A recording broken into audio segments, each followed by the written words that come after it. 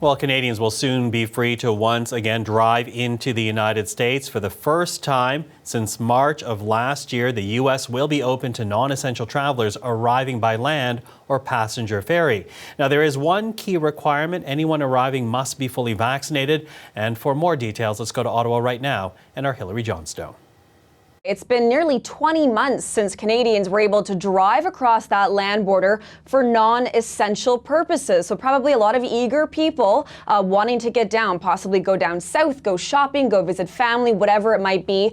Tomorrow will be a big day, but there are going to be some requirements that people have to meet. So if we take a look at those, all of this starts shortly after midnight tomorrow. So as soon as whatever port of entry you're planning to use, as soon as it opens, you can cross if you have proof of vaccinations. You're going to have to be able to verbally attest to the fact that you're fully vaccinated. If you are asked, you will then have to provide documented proof. So the U.S. is going to accept any of those vaccines that have been approved by the WHO or that have been approved in the U.S. For Canadians, that means that Pfizer, Moderna, Oxford, AstraZeneca, those are all going to be okay. The U.S. will also accept a mixed vaccine dose, which is going to be really important for those Canadians that maybe had AstraZeneca to start and then perhaps had a Pfizer or Moderna as their second shot. That will be okay as well. Now, travelers will not need to have a negative COVID-19 test in order to go down to the U.S., so that's important as well.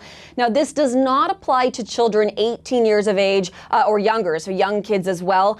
These vaccine requirements don't apply to them for the time being anyways. And then, Michael, officials are asking people to be patient tomorrow because they're expecting it's going to be quite busy. They do say they'll be staffing those ports of entry at pre-pandemic levels, but still pack your patience.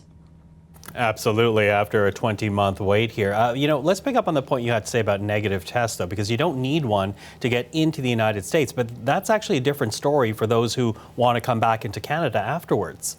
Yeah, a different story for people who are coming back. They're going to have to show proof of a negative molecular test. So those are those PCR tests.